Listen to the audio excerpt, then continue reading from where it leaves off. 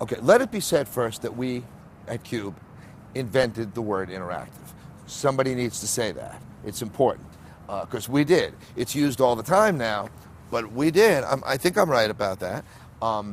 We didn't know at the time because we were allowed to try things. I was told that Bananas was one of the highest shows in terms of using the QUBE, and I think it was because everybody else used it so seriously. We did not.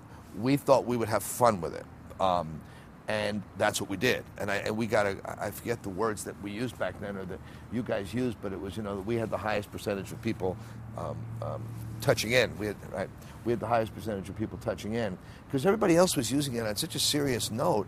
And because we were kind of Bananas was also kind of a comedy show. We had a little comedy troupe, but we did use it that way.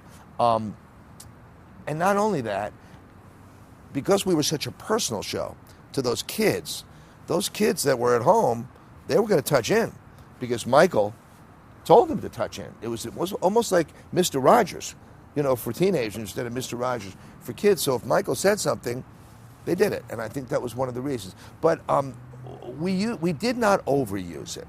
And I remember having arguments, because we'd get memos, there's the word again, you got to do it, and I used to say, well, don't make us do it just to make us do it.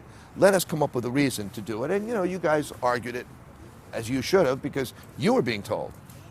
I'm sure. We didn't know that then, but now, we're all grown up and we know that. But we used it with, takeoffs on when the Academy Awards came on, we would say who's going to, who do you think's going to win? We'd use it that way, and we'd make, A, B, C, or D, and the D would be something that had nothing to do with the Academy Awards, stuff like that. So we would always use it humorously. I remember I called my friend Andy Kaufman. Andy and I went to school together, and Andy and I were inseparable. We were best friends. And he was doing taxi at the time. And I called him up, and I said, I need a favor. Can you come? And, within days, you probably remember. And Andy came with his writer, Bob Zamuda, who is the guy that does Live Aid and did the Jim Carrey movie. And we worked out this bit where Bob comes on as an author. About some book that was just absolutely, ridiculous and never even, it was phony. And Andy comes out in the middle of it. We had planned all this, laughing at this stupidity of this subject, and I remember using the QUBE then, right? And we didn't plan that. I remember we planned the interview, but we didn't plan the QUBE part of it. And real quickly, and this is where Michael and I were so connected, and Jeff Bolton, we were all so connected. I'd write a cue card real quick. If you want the author to stay, press number 1. If you want him to leave, press number 2. Whatever. There was a perfect use for it because we got the people at home so angry. They were pissed. They didn't want that guy to be on. And then, 15 seconds later, boom, 85% of the audience says you got to go.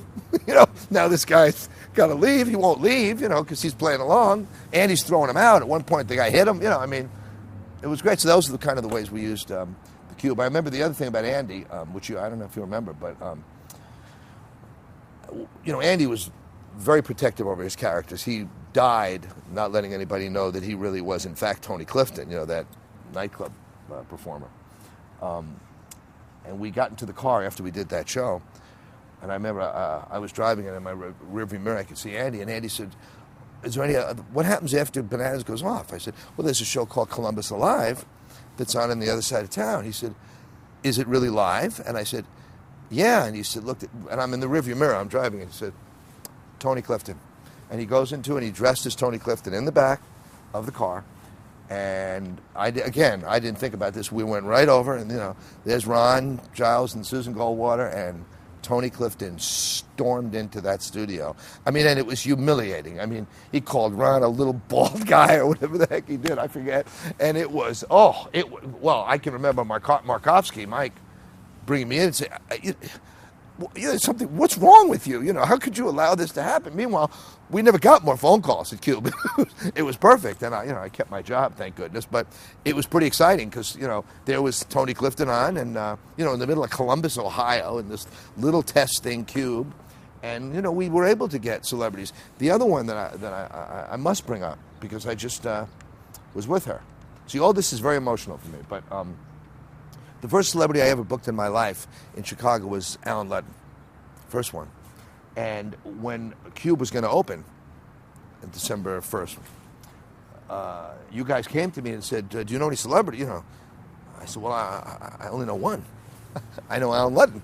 Said, you guys said, could you call him? You know, we'll pay him. Whatever. I said, all right, I'll call him. And I called him, and he loved me, and I loved him. And I'll never forget the phone call, because I told him what was going on at QUBE. And I said, if you know, they'll pay you, whatever. He said, let me ask you a question, Burt. He said, would this be a good thing for you if I came? I said, it would be a great thing for me if you came. It would really make me look good. He said, well, would it make you even look even better if I brought Betty with me? Betty White, who was then on the Mary Tyler Moore Show and hotter than a pistol. You know. I said, oh my God, you know. I said, I would never even think of asking you to bring Betty. He said, well, let me check, and I'm going to call you back. And you know, an hour later, he called me back. He said, if this will make you look, I'm going to bring Betty. I remember going to you guys. You know, all of a sudden, we had Alan Ludden and Betty White to open up QUBE, which was wonderful. That was the kind of guy he was. I tell you this because about 6 months ago, I was with Betty, and we talked about it. And I brought a picture with me that I have from QUBE of myself and Alan and Betty, and she remembered it. It's where you touch the buttons, Burt. Isn't that what it is? She remembered it. He was a great guy, and she, wonderful lady, still going strong.